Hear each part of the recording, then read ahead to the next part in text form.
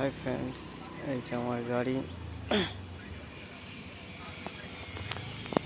দেখতে পাচ্ছ। কুকুরগুলো বসে আছে গরমের ঠেলা রিল্যাক্সে। এই গাছের তলায় প্রত্যেক দিন আমরা গাড়ি রাখি।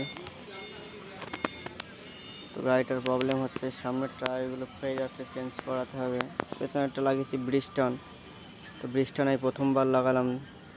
তো ব্রিজস্টোন অতটা ভালো না, প্রত্যেকটা ড্রাইভার ভাইদের উদ্দেশ্যে বলবো ব্রিজস্টোনটা লাগিও না, খুব নরম প্রকৃতির হয়, পারলে জেকেই লাগাবা। আর আমাদের ইকো গাড়িতে আমি টায়ার লাগাই 155/18, এই নাম্বারটাই ভালো সেটিং হয়, ভালো চলে গাড়িটা। আর গাড়িটা আমি সবসময় ক্লিন রাখি, পরিষ্কার রাখি। ভেতরে ইন্টেরিয়ার দেখতে পাচ্ছ, একদম ক্লিন, নতুন গাড়ি শোরুম থেকে বের করার মতো। নিজেরাও যেমন পরিষ্কার পরিচ্ছন্ন থাকি, তো গাড়িটাও এইভাবে পরিষ্কার রাখা দরকার।